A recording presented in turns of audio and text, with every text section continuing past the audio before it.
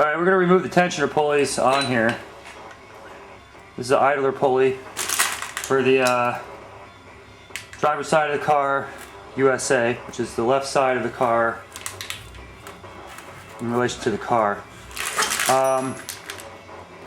It's a 14 millimeter head on this bolt. It's a metric 10 by 125. Yeah, I need some more torque on this thing. It's really on there. And look at that. Get that brake Well, I know you were talking about constant torque on the thing because there was like a pull out the threads with them. Yeah, the threads typically is from over torquing. Usually if you bump your tool, that's a good way to break things loose versus breaking things. Generally speaking with bolts, you don't want to turn the bolt faster than it can turn, otherwise you end up twisting the bolt. Being that this is an aluminum block and you have steel bolts, you can put anti-seize on there to keep it from corroding. This car is pretty clean. It is a 105,000 mile motor car. If I had anti-seize today, I would put it on, but we're fine as long as this car has regular maintenance. This is factory fit and trim here.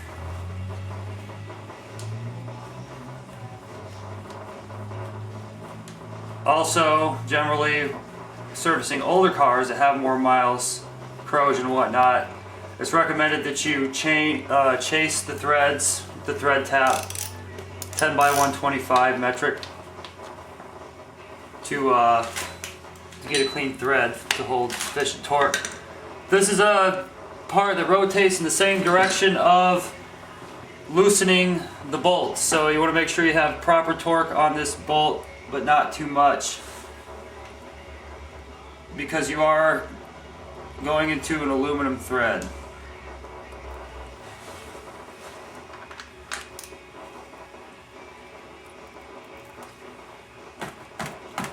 A little bit of a bump and snug and you're set. This is our tensioner pulley. Like I said before, it's nice and tight feeling when it turns. Should have a little bit of stiffness to it because that knows that it's new. That's what it feels like when it's new. If it spun off fast like a skateboard wheel and rattled like a skateboard wheel, it's going on its way out. On older pulleys you can look for a rubber. You'll have rubber kind of glazed on there a little bit. Could just be caked on oil or from getting warm and binding up and dragging on the belt. We're going to insert our spring from the back side, hook it on through the little hole on the tensioner, and then hang it on the little nugget that sticks out of the block here. Once you have that there, you have basically a pivot of some leverage to install your bolt.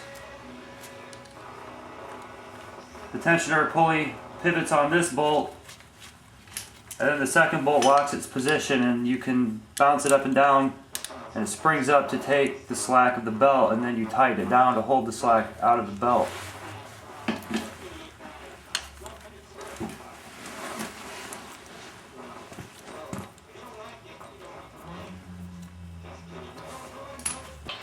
You take two splooks, not one but two splooks right there.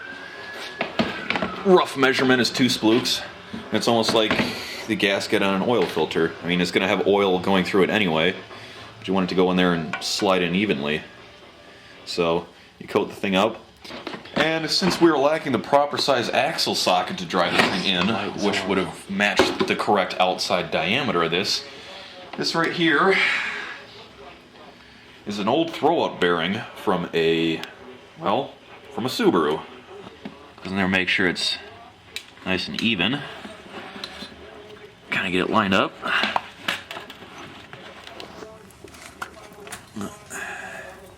Line it up. And then... How's that fitting on there? Well, it's pretty much the correct OD to get the thing to sit flush. So... And it's working its way in. Drive a little more on the bottom there with that one. Yeah. You're gonna want to work it circumferentially around there. A little bit more on that side. And we're still gangsta leaning. Oh, got a lot of good it does there though. Alright, this seal is up in our SATA Bolt crank. We've driven it in so far with a throw-out bearing.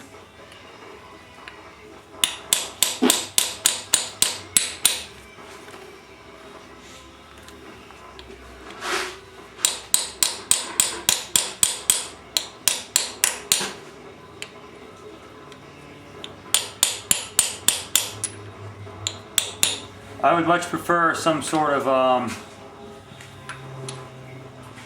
socket to install this, but I'm just snugging it down. Alright, now we can install our cam pulleys, because the rest of the motor is put on except for the belts, and we need to put the cam pulleys on so we can put the belts on so we can put the crank pulley on, and then the rest of it. This here, line up the roll pin to the open spot in there, 10 millimeter, quantity 3.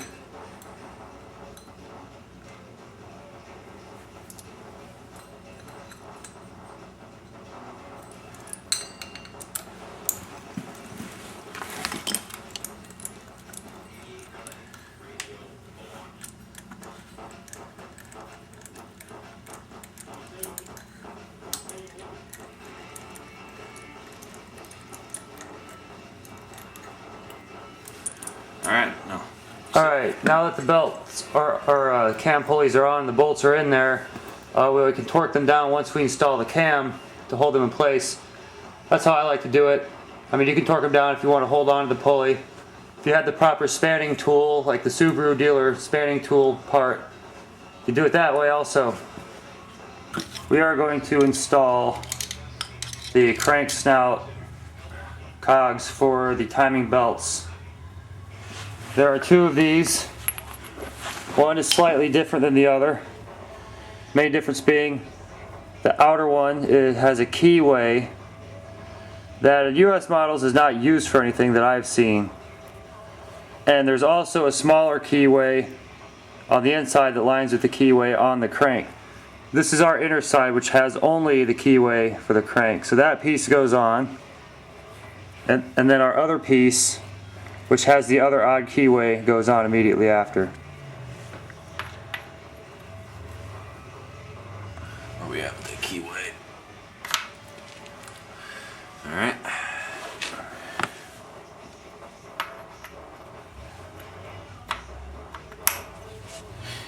Alright. Alright, at this point we can now thread on the crank pulley.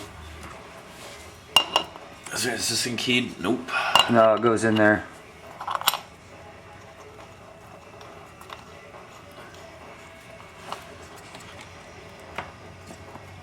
It'll fit down in there a little bit of a lip where it sets into the other pulleys there.